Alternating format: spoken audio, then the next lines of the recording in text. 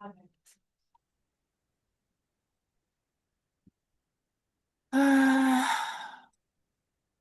Oh, okay. Now there's a massive grey screen, like grey part of the screen that you can't see.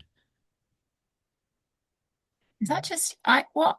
Oh, what you've sent me looks all right. I'll show you now. Do you want a screen share rather than me? Because I've just Uh, sent it you on email as well. let me But I try. suppose that's harder for you to then. Hang on. How do I go back to? Right, hang on then. I'm going back.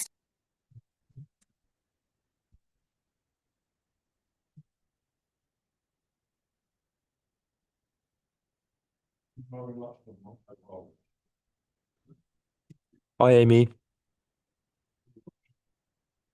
Don't know if you're a random person or if you're one of the like organizers.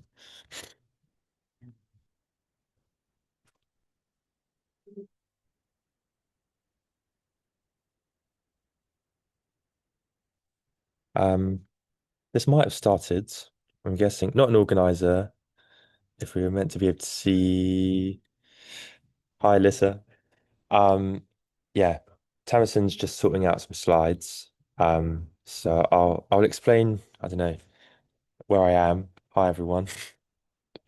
I'm in Cornwall. Um, hope you're enjoying the conference, and we should be ready fairly soon.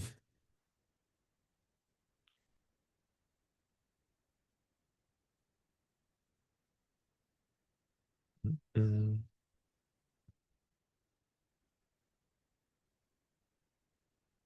might be nice to if there's a few people on here. Have there been any highlights? Any nice things that you've attended? Um, oh, hey Ellie. Ellie, for those that don't know, is in the Actionism film. And she came down to Cornwall a couple of weeks ago where we showed it here. So yeah, always nice to have filmmakers and contributors at the events. Okay. I'm just waffling, Tamsin. I'm Oh, just hello. trying to keep Hello, people busy. hello. Hello, everybody. Welcome. Thanks for waffling, Alex. I think we're good to go. I think we should be having our slides shared. I can't see them, but they're not there now, are they? I'm going to share them. It wasn't working a minute ago. I'm wondering, hopefully, you will be able to see them. Um, they're not integral to our presentation, they're just nice to have. So I think, hopefully, can you see those, Alex? I can. There's a couple little grey boxes, but I think we should Let's just go with crack it. on. Let's crack on, otherwise we'll run out of time. So thank you everybody for coming along today. This is quite odd for Alex and I because we are very used to seeing faces and seeing people, and we can't see any of you. So that is kind of integral to what we're going to talk about today, the power of finding your people and taking collective action. So my name is Tamasine McCaig. I am one of the co-founders of ACTionism, which you should be able to see a little pink slide of on your screen. Actionism, I'll talk about in a moment. But I'm going to let Alex introduce himself. Yeah, hi everyone. I'm Alex Fish. I'm the founder of 99p Films, which is all about using the power of documentary cinema to bring people together and create awareness and tell stories around both environmental and social issues. And also our brand colors are also pink, so this is perfect. You might see our lovely little pink mascot in the background. Awesome. So thanks, Alex. So just to kind of let you know what you're in for today, our plan today is to kind of give you a little insight into our kind of separate but connected worlds around collective storytelling and social cinema, and really help you see how we can move from through the way we communicate and the way we share our stories, how we can move people from the idea of kind of passive consumers, I guess, to we might say active citizens. So certainly the work that Actionism does is very much born out of a book called Citizens by John Alexander, and very much the message in there is that we are told that we are passive consumers and we live in a world where we kind of receive and we expect others to fix things for us. And actionism, the idea of taking action together and finding the others, is very much about being active, being a citizen, stepping into your agency and realizing that you have power, whether it's in your local community, whether it is in at a wider kind of repair and reuse and ecological level. We all have agency. And today we're going to kind of hopefully show you how small actions and seeing those small actions or seeing those stories told at a community and collective level through social cinema, how that can lead to change either at a local or systemic level. So we have a little trailer for the Actionism film, which is one of the films that 99p and Alex have been screening, but it's not the only one, and we'll come on to that. We're gonna the link to it is going to be shared in the chat. It's only a 2-minute trailer.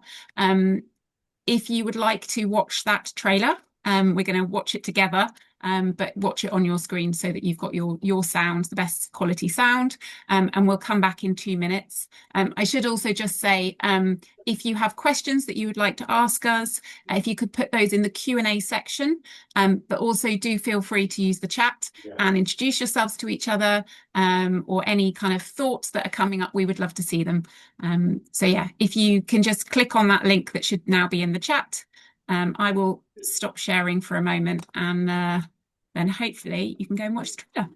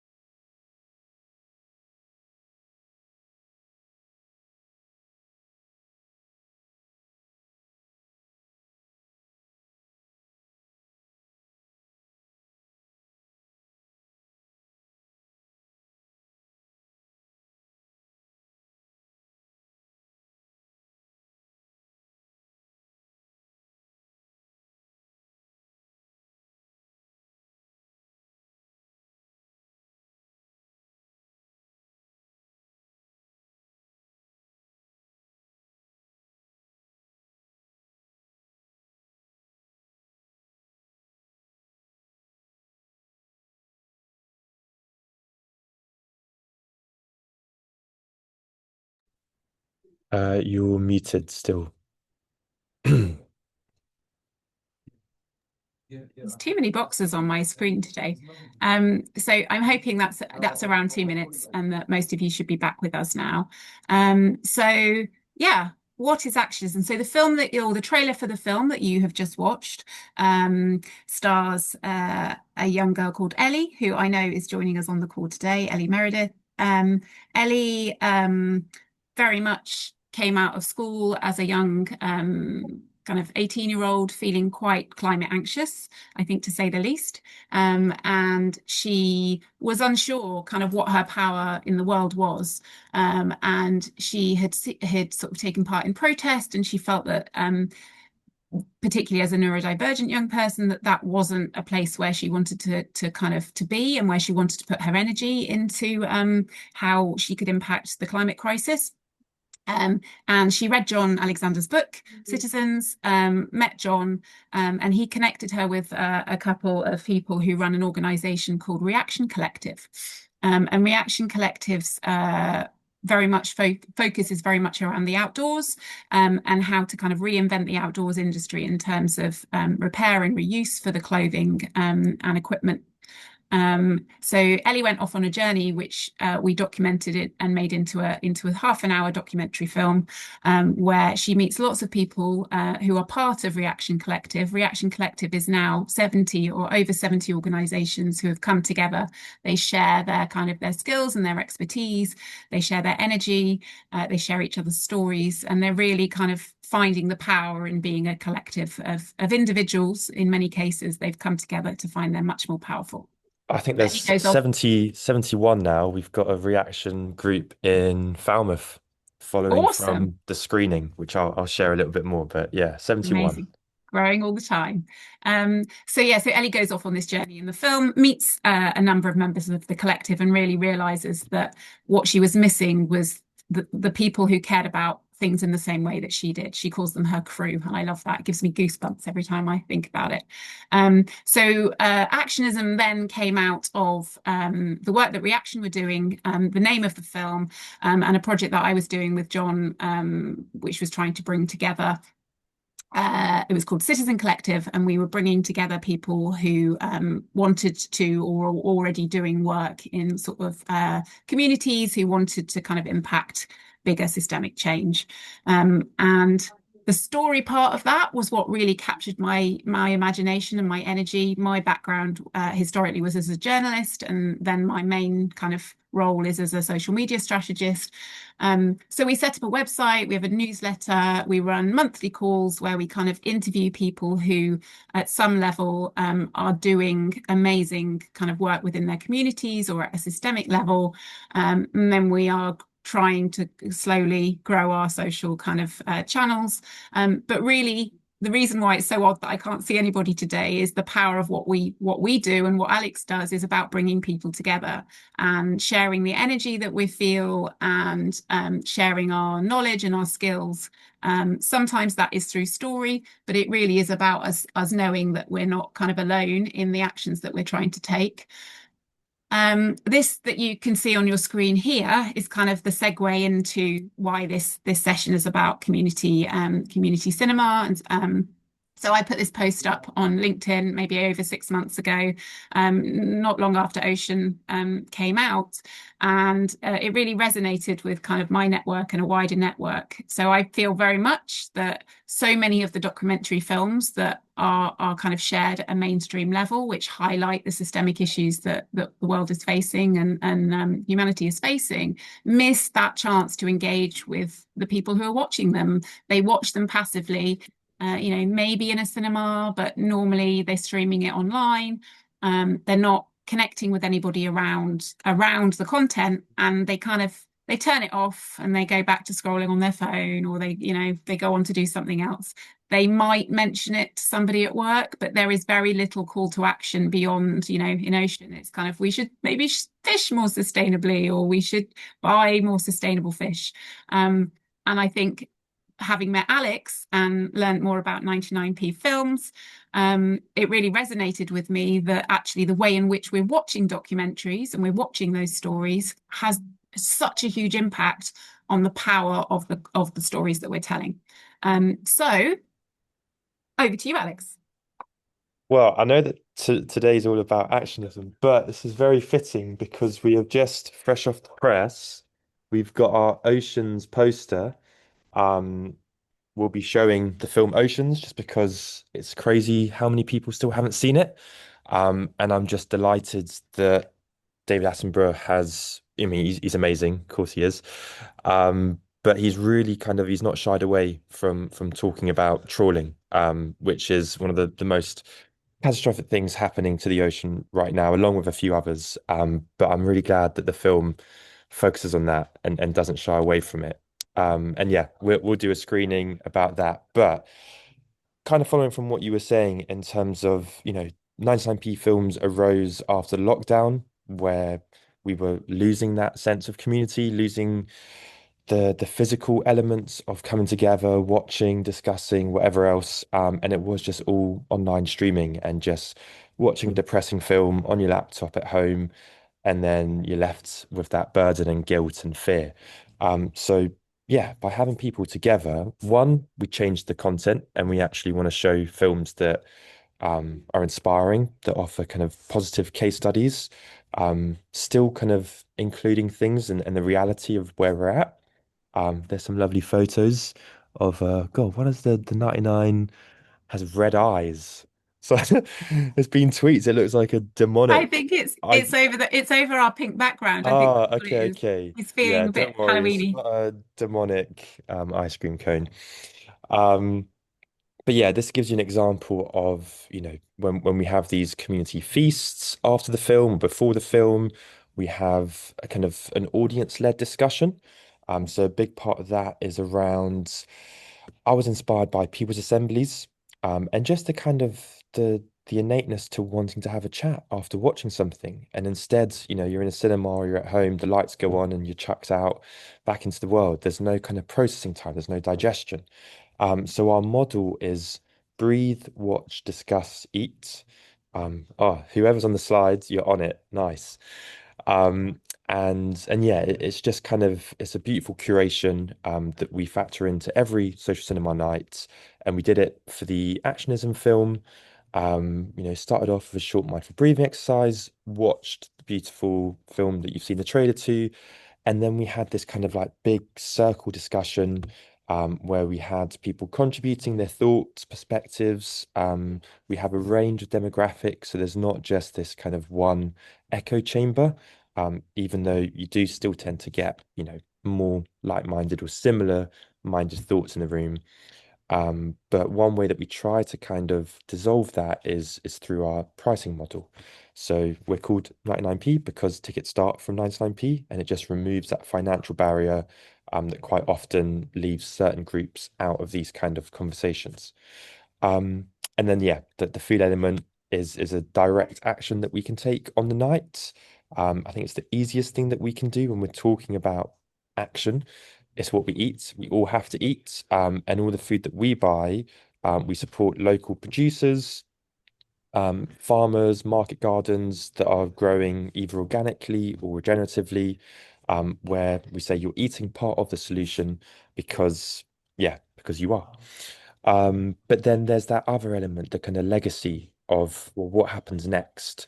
And one, what happens next is we work a lot with partners.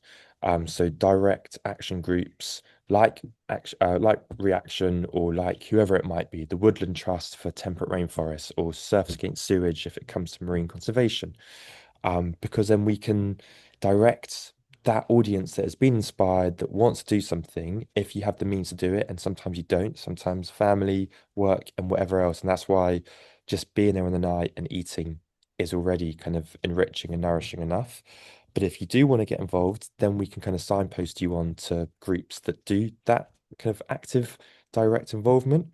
And the next thing, I don't want to talk about it too much because I know we're limited with time, but it's just the kind of future plans of 99p films are to really kind of create these spaces in which we're gathering data, and data in the sense of feedback, community consultation. What is the audience voice? What's our engagement? What do people have to say about various issues, be that sustainable fashion, be that housing, farming, and then collating that in a creative way. That might be a participatory docu-short. It might be an illustration that Jack, I can see someone asked about the posters. I'll respond to that. But Jack's our creative director, and create a kind of tangible, digestible medium that we can then give to public bodies, be that local councils, NHS, whoever it might be, to say, look, we've done 20 events around Cornwall with 2,000 people.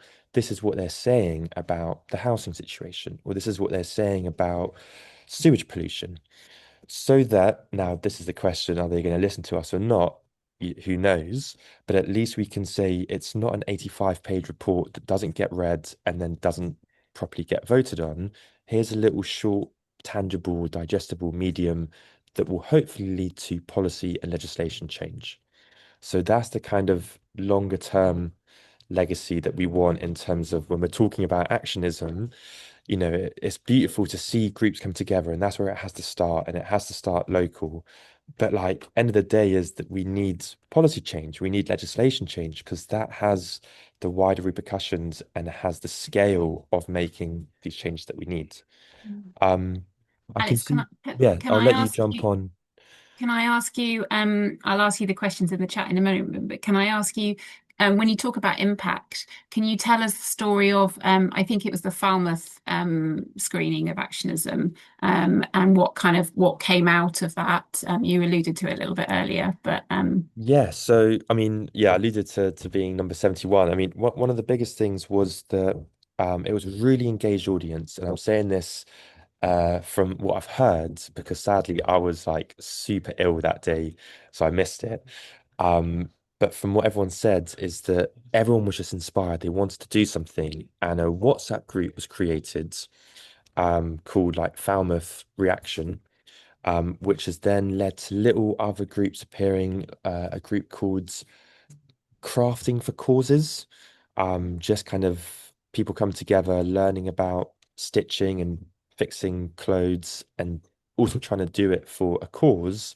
The cause being specifically in Falmouth, there's a charity shop called Pants, which is probably being evicted because it's part of Sainsbury's and Sainsbury's is growing.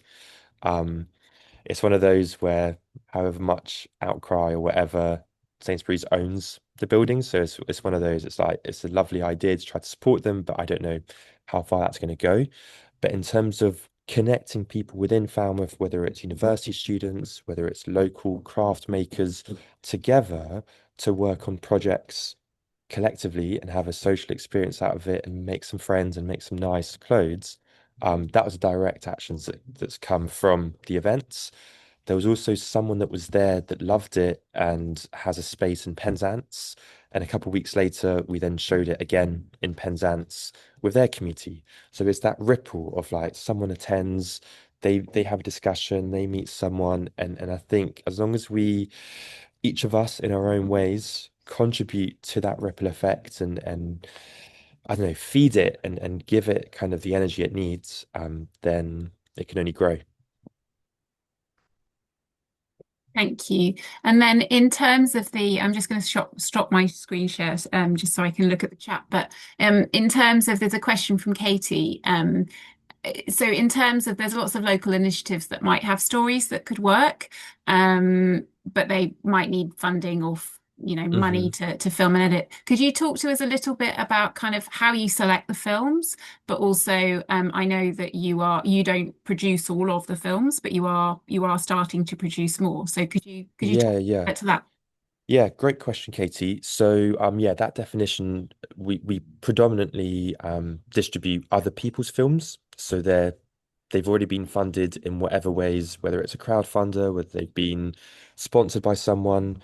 The way we select those typically has just been our community has reached out to us and said, "This looks like a great film," or "I've watched this film, you should show it." That's been the case 80% of the time. Now that we're kind of 2.5 years in, and I've got a few kind of other networks and I don't know, kind of conversations with festivals and whatnot, then I'm also kind of on the alert and understanding what kind of films work, and which films are engaging and can lead to discussions afterwards. In terms of our own production, we have produced one short film all around LNG, liquid natural gas, and the kind of shipping industry. That was funded by a kind of activist group called Say No to LNG. And they just wanted the awareness to be out there for people to know what is this and that it's complete greenwashing from the shipping industry. And we're working on another film all about an old granite quarry in Cornwall that's been regenerated into a nature reserve. And all these old quarry buildings are now studios and workshops. And that's been funded by a crowdfunder. So, would they need to fund the filming, editing, and promo? I think if you've sounds like maybe you've got a story in mind that you want a film made about, I would say just reach out to us. I will put my email in the chat, and then it's case by case basis. So we'll just need to have a chat and see, is there some funding out there? Could it be crowdfunded and whatever else? And can you also talk a little bit about like the venues, like because you're not screening in traditional kind of cinema environments, are you? So how what's your kind of criteria for how you find venues? Yeah, so again, the majority of the nights that we do, yeah, are not in a cinema. Sometimes we've done the odd cinema space, just because it's worked, but we use village halls, churches, music venues, restaurants, whatever really. Basically, just a warm space, that has a community around it. And I think this is really important of the location of a space. Yes, our pricing model has meant that you can attend for 99p and great, that's removed that financial barrier. But how do you get there? And also, what's your relationship with that venue? Maybe there's a certain music venue or I don't know, a certain theatre space that has certain events going on there, and you're like, oh, I would never go there. I don't associate with it. So instead, if for this Oceans film, we're going to show it at the Dracaena Centre, which is a community space in Falmouth, right in the heart, kind of in between Falmouth and Penryn. So it's walking distance for a lot of the people that live on the estate just behind it. And hopefully we'll get, that kind of audience coming to an event that maybe they wouldn't normally come to. Um, and we just work with various places. And often they give us the place for free because we bring in people and they sell drinks or whatnot, or they've got their own funding, or we'll just pay an hourly fee depending on, what it costs to put there. And I mean, in terms of like combining the idea of actionism and 99p films, I mean, you didn't start out as a kind of a community organizer. You started as a filmmaker, is that right?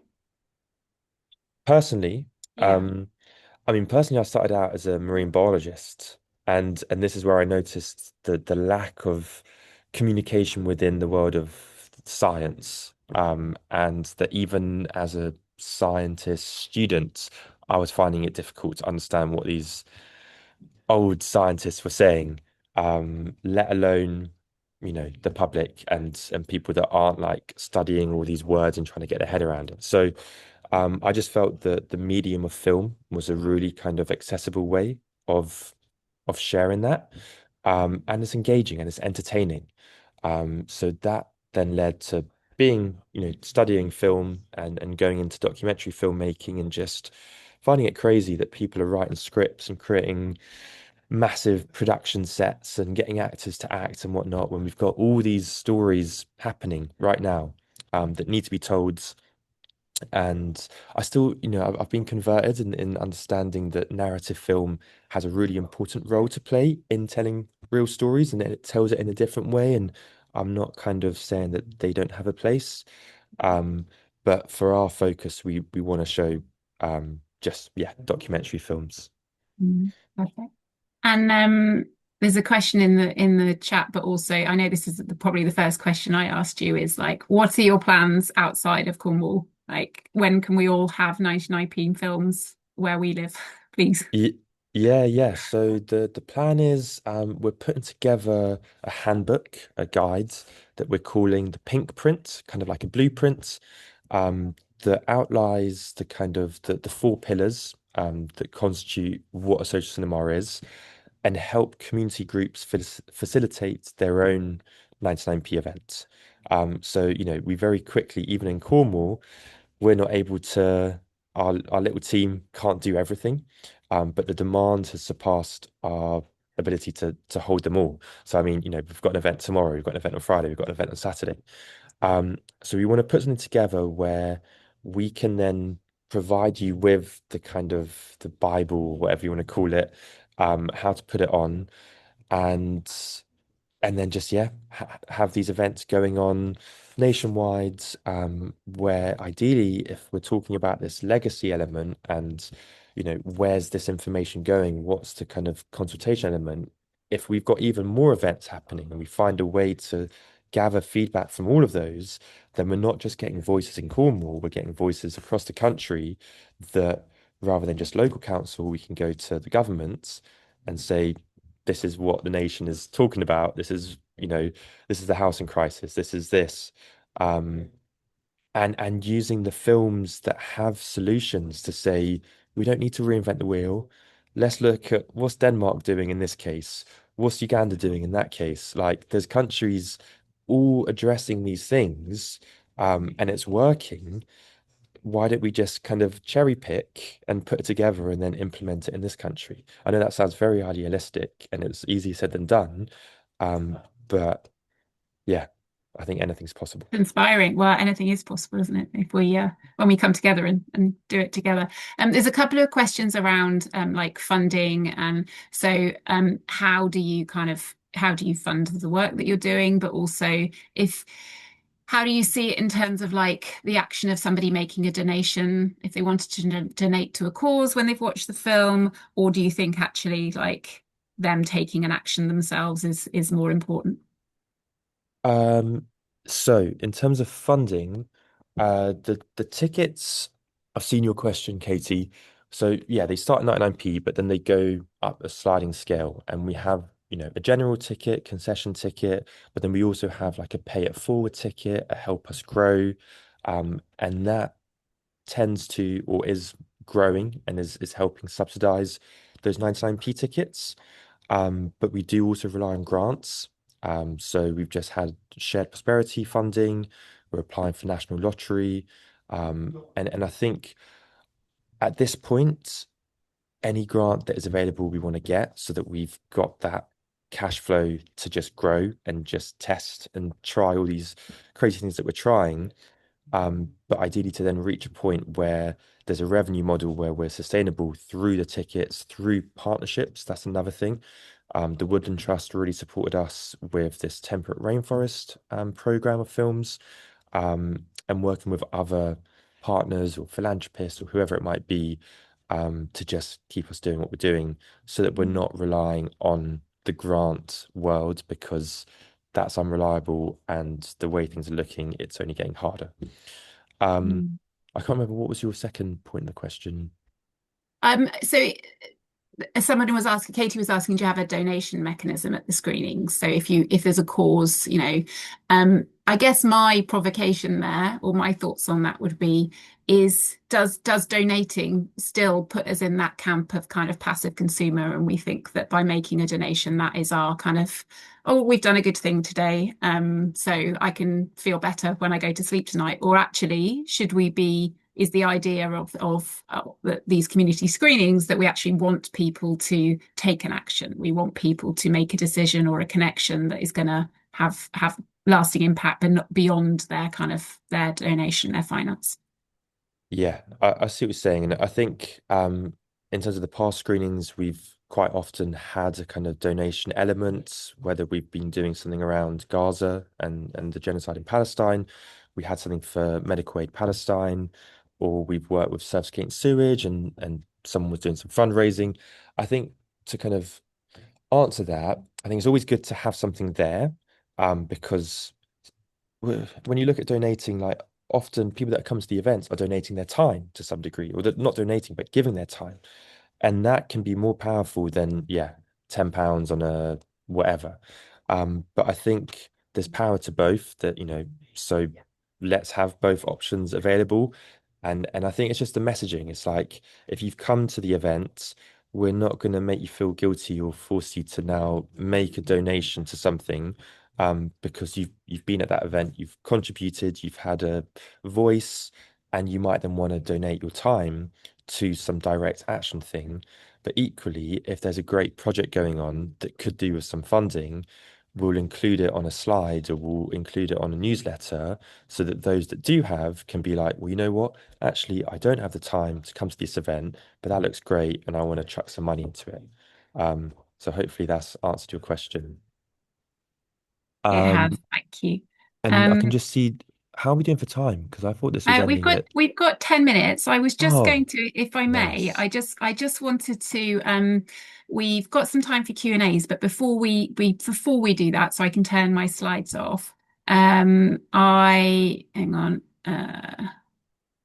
Can you see my slides, Alex? Yes. Got so much going on my screen. Yeah.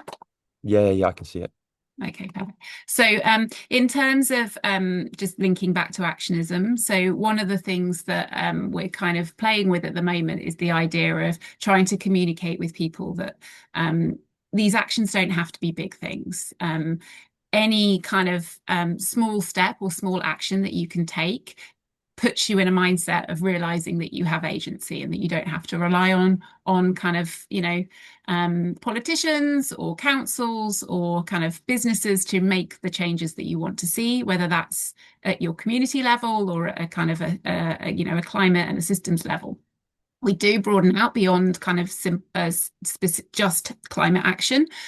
So we are trying to give people a space and a way to connect with others around food and farming, around education, around kind of mental health and well-being. Very often those things do link back to climate, because that kind of is overarching for everything. But what we're encouraging people to do and what we're playing with at the moment is this idea of a cascade effect of simple actions. So knowing that if you take you identify a frustration or a need, something that you sit at home and you think, oh, there's got to be a different way. You could start by taking a really small action. So it might be that I look at my village and I realize, it's got loads of litter everywhere. And I'm going to go and pick some of that litter up. And when I'm out picking that litter up, maybe somebody in my community stops and talks to me about it. And we have a conversation about, how much dog poo there is in my village. And we share those experiences with each other. Maybe we then decide that we're going to connect and we're going to go out every Wednesday and pick up dog poo. And we do that consistently. And then more people join us. And we then realize that as a community, we have power. So perhaps we then come together once a month as a group within the community where we, start repairing things or we start, sharing our skills that we all have with each other.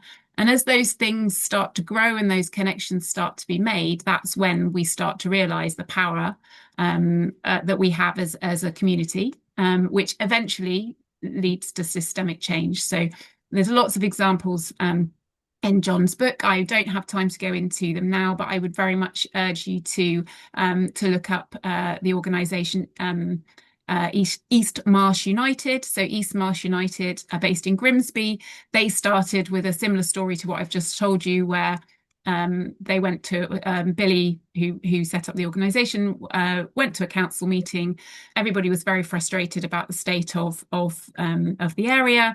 He said, "Right, I'm going to go out. I'm going to do a litter pick. If anyone wants to join me, come with me." And 4-5 years down the line, they've now bought up a load of social housing. They have a community share offer to buy houses for the people to provide us social housing. And that started from one person saying, I'm not going to wait for somebody else to have the answers. I'm just going to do something. And I want, Tamasine, can I just, sorry, yeah, can you put it in presenter modes just because some of the words are a bit small for people to read? yeah, sure. Here we go. Better? Much So better. Thank you. we've got about 8 minutes left, and I do want to leave time for any Q&As as well that are left. But I just when I run workshops or we're kind of creating content around actionism, and we're a very new organisation. There's not many of us. It's predominantly all done. Well, it is all done voluntarily at the moment. We are, as Alex alluded to, from 99p, like relying on grants and funding is very difficult, as I'm sure many of you know. So we're trying to find a way of making it a kind of a sustainable organisation. But what we are doing when we are kind of giving workshops or we're trying to inspire action in others through storytelling, is to get people to commit to their first action. So we haven't got time to do this today. Normally what we would do is we would work this as a facilitated exercise with you. But if you think about your own community, and I suggest start with where you live, because that often feels closest to people. But if you have a real frustration or need around a systemic issue, around, like Reaction did, around kind of the waste in the outdoors industry, just spend 10-15 minutes writing down what those frustrations are, what those needs are, There's lots on our website of ways in which you can go out and you can engage with people in the community, places you can meet people to have these conversations. But try and distill it down into one sentence. And then think about one small action that you could take this week to address it, or it might be to understand it better. So it could be, I'm going to go and knock on a couple of people's doors to ask what they think about it. Or it could be, I'm going to go and, I don't know, borrow a litter picker and some bags and go out on a litter pick within my village. One of the ones that my kids are really into is the idea of starting conversations. Is a lady from Playful Anywhere called Emma taught me the idea of take chalk for a walk. So get some chalk, take the chalk out, start drawing on the pavements. Somebody will stop. It might be to ask you what you're doing and why you're drawing on the pavement, and you can remind them it washes away. But just start conversations with people. You know, we're trying to spread a bit of joy in our community. We're trying to get people talking to each other. And then tell somebody else about the action that you've taken. Some of the popular things that the Reaction crew are doing at the moment are stitch hikes. So they're setting up hikes where other people in the communities can come along. They go for a hike together. They or a walk together in nature. One of the organisers will take some old fabric and some thread, teach people a couple of stitches, and they sit under some trees and get to know each other whilst learning how to maybe repair items of clothing. So, yeah, I just wanted to leave you with that as an action. Alex, have we got any further questions? Well, I was kind of answering them just in case we ran out of time. Um Perfect. what one big one which I'd have answered, but I think it's good to kind of explain because probably you found this as well, Tamsin, with like the work, the well, the impact of actionism and it's all that kind of how do you how do you measure that impact? And like, how do you measure the before? How do you measure the after? We see it all the time, like with well-being. How do you measure someone's well-being before an event or after an event? And this is something really challenging, and it's kind of partly crazy that it hasn't already been nailed in terms of like a way in which it's done. I think there is one approach which is called webs, which I've looked into a little bit, but don't fully understand it. There's nothing that I can kind of like from what I've seen to be like, you know what, there's this model that you do this, someone says that, and we can pop it into X or Y, whatever. So that's something that I've been wanting to do for a while with these events is like, there's so much feedback, there's so much engagement, there's so many thoughts and voices being shared. Um, how do we collate it and then, package it in a way? One is that we've just been kind of making notes of what people say during the discussion, and we include it in a follow-up email so that if someone's said something really cool, it's like, oh, you should check this out, or there's this group doing that, whatever else, we can then have that list and provide it to the audience that was there on the night. But in the little message that I wrote, we're looking at two things. You've got quantitative and qualitative. And quantitative is like numbers based. So what's your housing situation from 0 to 10, 0 being shit, 10 being amazing?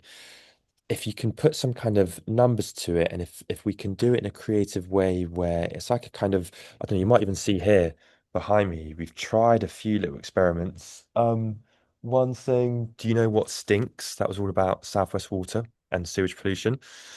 And the other was share your thoughts about AI.